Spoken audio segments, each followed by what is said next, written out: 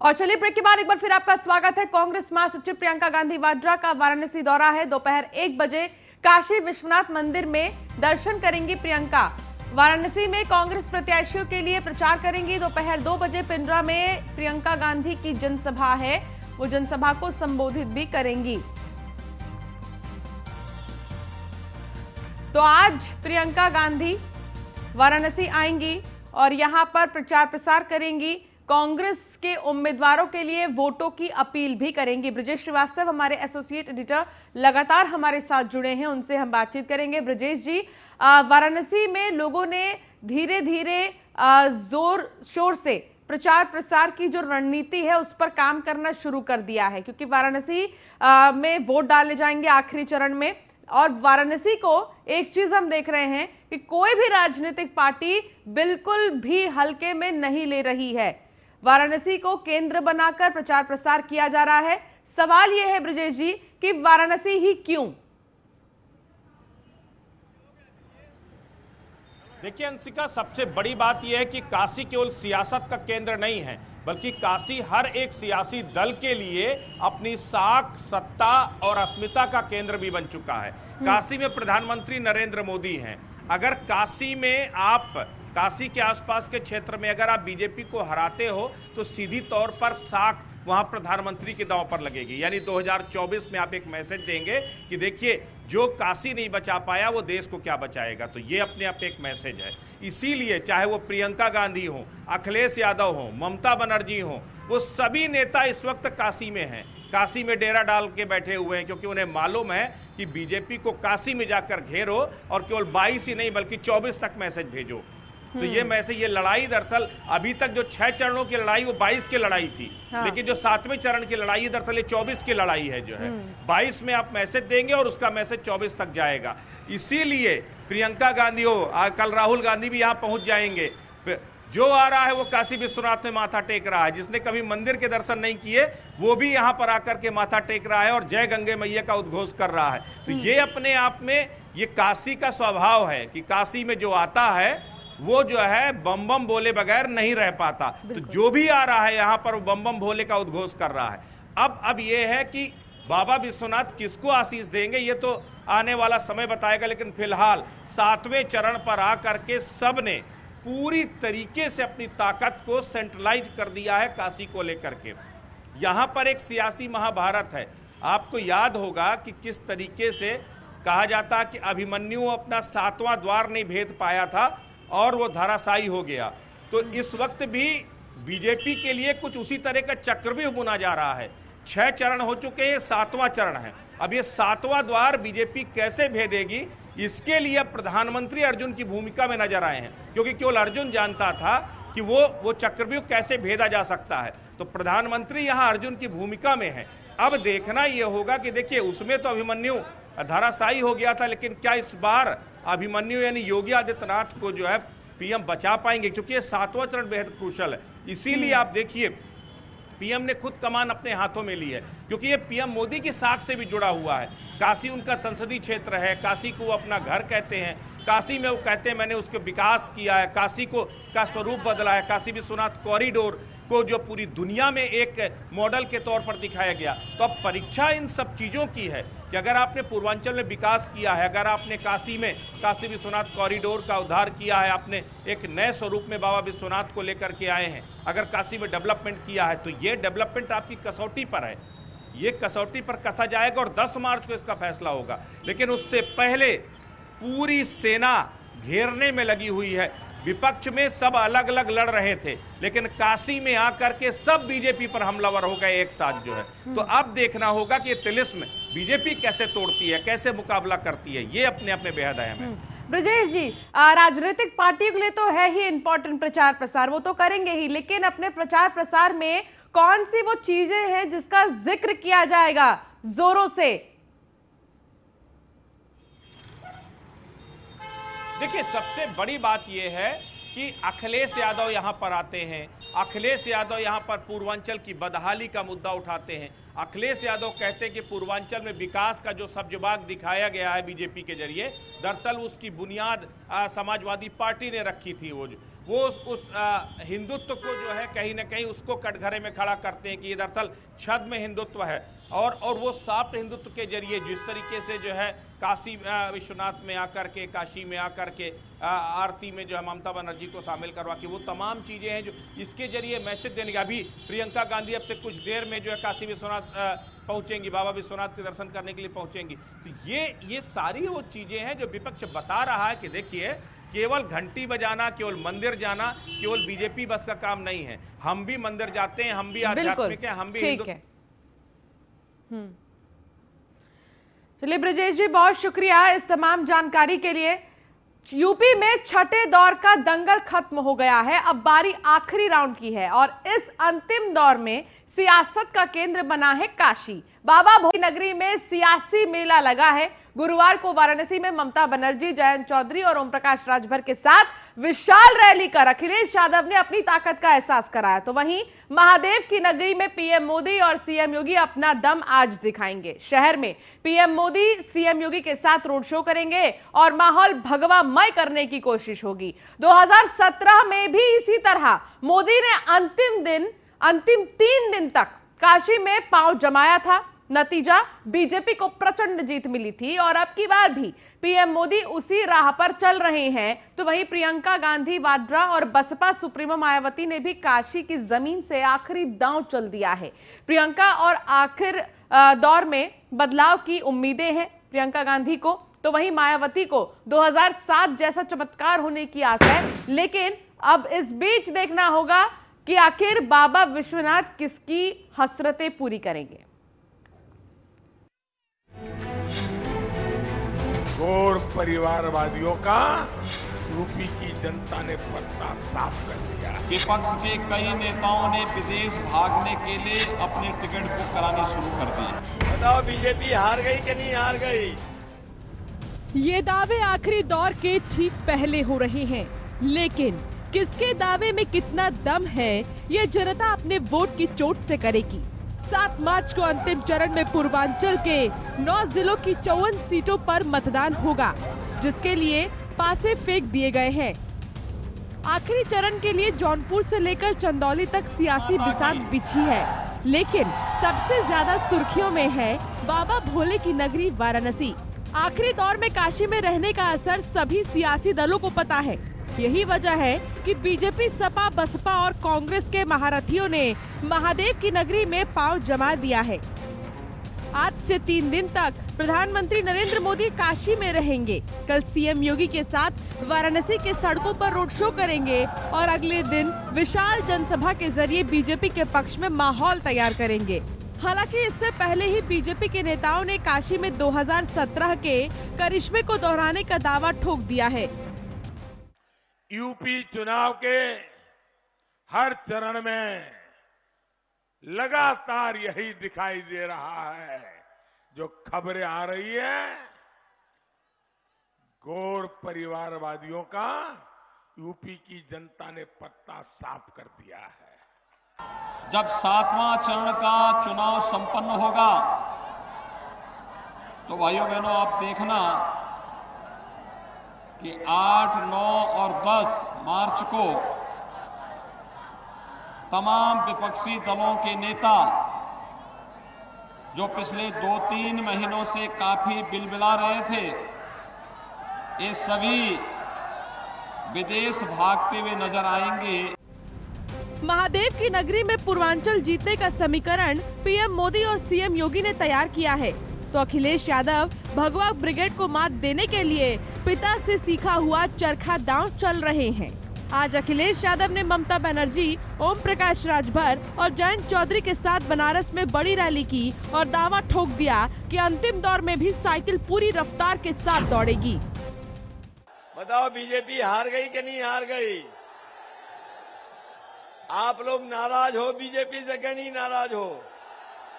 हटाना चाहते हो कि नहीं हटाना चाहते हो? इन्होंने काशी में तोड़फोड़ की है कि नहीं की है?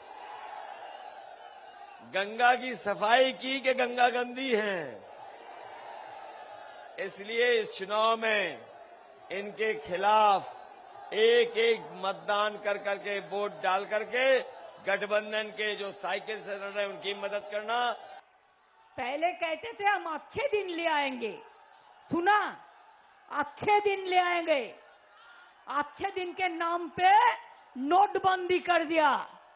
अच्छा दिन के नाम पे रेल बेच रहा है। अच्छे दिन के नाम पे किसान बेच रहा है। अच्छे दिन के नाम पे एयरपोर्ट बेच रहा है। अच्छे दिन के नाम पे बैंक बेच रहा है। अच्छे दिन के नाम पे लाइफ इंश्योरेंस बेच रहा है। आने वाला दिन बैंक का रुपया आपको मिलेंगे।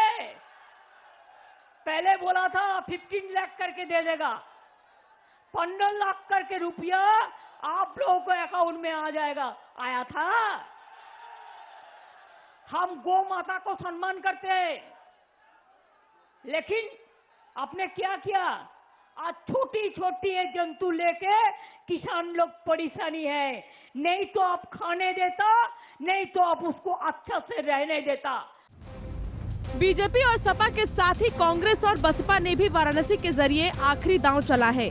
कांग्रेस का वनवास खत्म करने के लिए प्रियंका खूब मेहनत कर रही हैं, तो बहन जी भी वाराणसी में जनसभा कर 2007 के करिश्मे को दोहराने का ख्वाब देख रही हैं।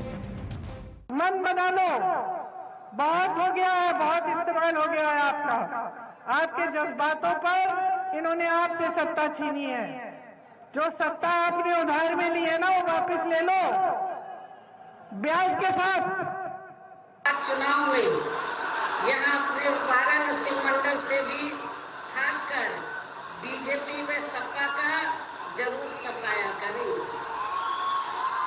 इस विश्वास के साथ ही अब मैं सबसे पहले अपनी पार्टी के संबंध में ये कहना चाहूंगी कि हमारी पार्टी ये चुनाव उत्तर प्रदेश की सभी विधानसभा की सीटों पर अकेले अपने बलबूते पर ही पूरी तैयारी व दमदारी के साथ यह सन 2007 की तरह ही फिर से अपनी पार्टी की पूर्ण बहुमत की सरकार बनाने के लिए लड़ रही है। आखिरी दौर में सभी के सामने बड़ी चुनौती है, लेकिन सबसे बड़ी अग्नि परीक्षा बीजेपी के लिए है। आखिरी चरण में पीएम के गढ़ में चुनाव हो रहा है और यहाँ 2017 की तरह ही कमल खिलाना बीजेपी के लिए आसान नहीं, क्योंकि अखिलेश लगातार बीजेपी को घेर रहे हैं, तो मायावती और प्रियंका ने भी अपना दम दिखाया है। ऐसे में अंतिम दौर के लिए पीएम मोदी और सीएम योगी की वाराणसी में क्या होगी रणनीति, ये देखना दिलचस्प होगा। Bureau report, news 1 India. तो वही केंद्रीय मंत्री स्मृति ईरानी का 2 जिलों का दौरा है। सुबह 11:30 बजे वाराणसी में प्रचार करेंगी स्मृति ईरानी। दोपहर 2 बजे जहूराबाद गाजीपुर में जनसंपर्क करेंगी स्मृति ईरानी। तो सुबह 11 बजे वाराणसी में प्रचार करेंगी और फिर जहूराबाद गाजीपुर में वो जनसंपर्क करेंगी। दोपहर 2 बजे जहूराबाद गाजीपुर में जनसंपर्क करेंगी स्मृति ईरानी। केंद्रीय मंत्री स्मृति ईरानी का 2 जिलों का दौरा है और यहां सुबह 11 बजे वाराणसी में वो प्रचार प्रसार करेंगी। दोपहर 2 बजे जहूराबाद गाजीपुर में जनसंपर्क करेंगी।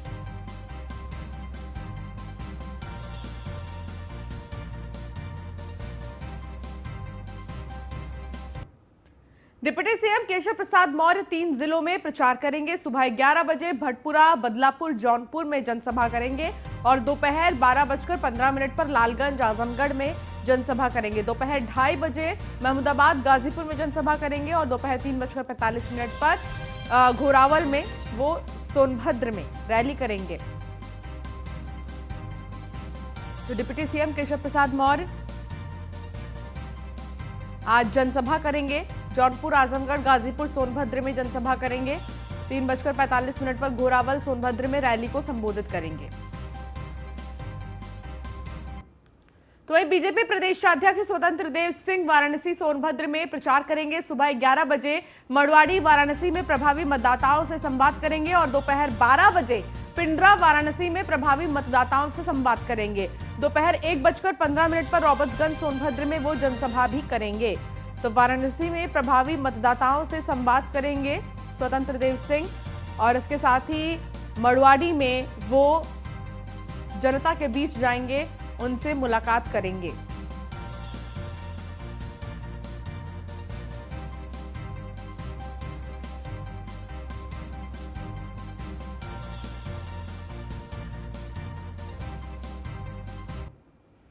एमपी के शिवराज सिंह चौहान आज यूपी में प्रचार करेंगे। दोपहर 1 बजे सकलडीहा चंदौली में जनसभा करेंगे। दोपहर 3 बजे टोला बेलगढ़ी जुगैल सोनभद्र में जनसभा करेंगे। तो आज बैक टू बैक जनसभा है और इस जनसभा के मद्देनजर शिवराज सिंह चौहान आज यूपी में प्रचार करेंगे। सकलडीहा चंदौली में सबसे पहले वो जनसभा करेंगे और इसके बाद आपको बता दें कि आज शिवराज सिंह चौहान 3 बजे के करीब टोला बेलगढ़ी जुगैल सोनभद्र में जाएंगे और यहां पर उनकी जनसभा है।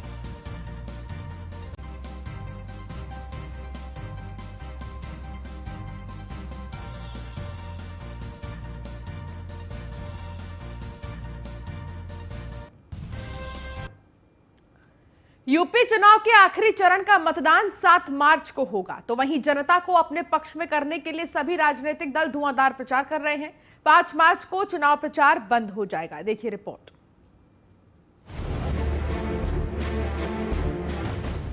अब बारी चुनावी परीक्षा के फाइनल फिनिश की। उत्तर प्रदेश में 7वें और अंतिम चरण का मतदान 7 मार्च को होगा। इस दौरान प्रदेश के 9 जिलों की 54 सीटों पर मतदान होगा। ये 9 जिले हैं आजमगढ़, मऊ, गाजीपुर, जौनपुर, वाराणसी, मिर्जापुर, गाजीपुर, चंदौली, सोनभद्र। छठे चरण में पूर्वांचल के 57 सीटों पर मतदान हुआ। वहीं पूर्वांचल की बाकी 54 सीटों पर 7वें चरण में मतदान होना है। आइए 7वें चरण के कुछ अहम तथ्यों पर नजर डालते हैं। 54 सीटों के लिए 673 प्रत्याशी मैदान में हैं। जौनपुर सीट पर सबसे ज्यादा 25 प्रत्याशी हैं। वाराणसी जिले की पिंडरा और शिवपुर में सबसे कम 6 प्रत्याशी हैं। ओपी राजभर गाजीपुर के जहूराबाद से चुनावी मैदान में हैं। कांग्रेस नेता अजय राय वाराणसी के पिंडरा से चुनाव लड़ रहे हैं। आजमगढ़ से दुर्गा प्रसाद यादव 9वीं बार चुनावी मैदान में हैं। फिलहाल 7वें चरण के लिए चुनाव प्रचार चरम पर है। 5 मार्च को 7वें चरण के लिए चुनाव प्रचार बंद हो जाएगा। वहीं 7 मार्च को 7वें चरण के मतदान के बाद 10 मार्च को मतगणना होगी, जिसके बाद पता चलेगा कि सूबे में अगली सरकार किसकी बनेगी। कमल का करिश्मा जारी रहता है या साइकिल की रफ्तार मंजिल को पाएगी। Bureau report, news 1 India.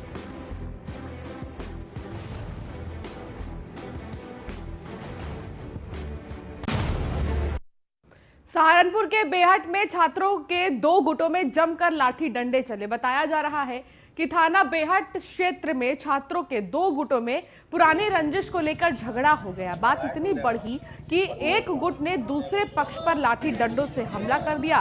फिलहाल मारपीट का वीडियो सोशल मीडिया पर तेजी से वायरल हो रहा है और ये वो वीडियो है, आपकी टीवी स्क्रीन पर है। आप देखेंगे कि आखिर कैसे लोग मारपीट कर रहे हैं। मारपीट का जो वीडियो है वो सोशल मीडिया पर वायरल हो रहा है। बेहट में छात्रों के 2 गुटों में जमकर मारपीट हुई है। दोनों पक्षों में जमकर लाठी डंडे चले हैं।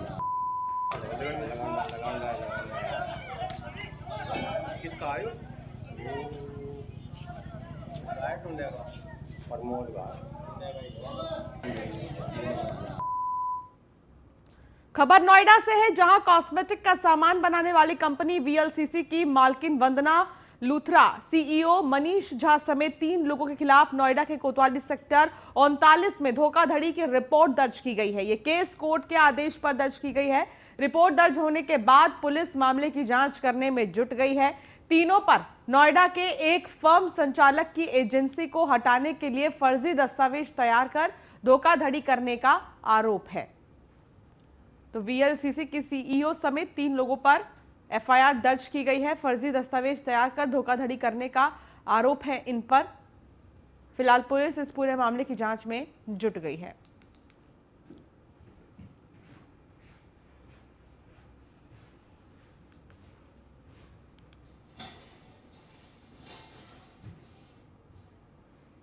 तो फर्जी दस्तावेज तैयार कर धोखाधड़ी करने का आरोप है वीएलसीसी की मालकिन वंदना लूथरा पर मुकदमा दर्ज किया गया है, साथ ही 3 अन्य पर भी मुकदमा दर्ज है।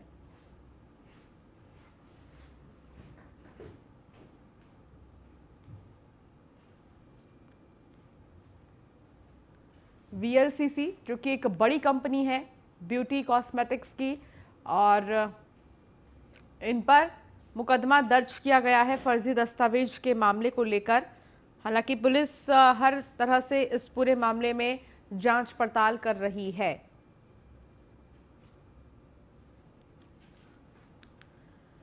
रूस यूक्रेन युद्ध के बीच भारतीयों को लाने की कवायद तेज है। ऑपरेशन गंगा के जरिए भारतीय छात्रों को लाया जा रहा है वापस। छात्रों को लेकर रोमानिया के बुखारेस्ट से हिंडन एयरबेस पहुंचा C-17 विमान, और लगातार जो छात्र हैं उनको लाया जा रहा है।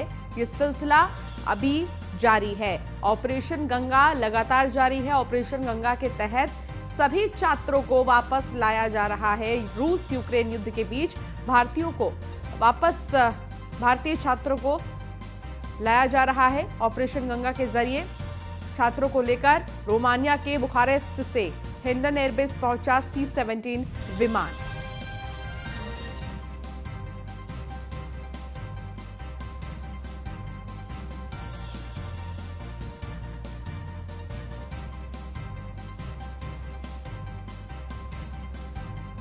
तो छात्रों को लेकर रोमानिया के बुखारेस्ट से हिंडन एयरबेस पहुंचा C-17 विमान।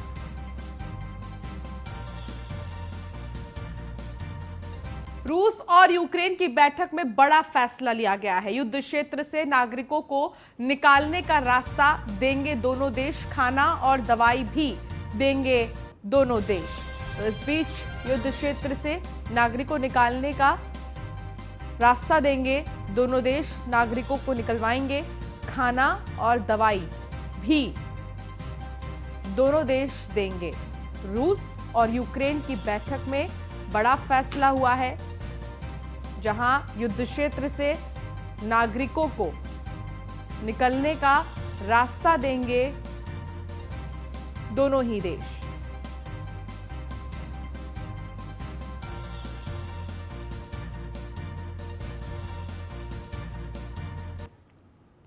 और फिलहाल इस बुलेटिन में इतना ही। आप बने रहिए न्यूज़ 1 इंडिया के साथ। नमस्कार।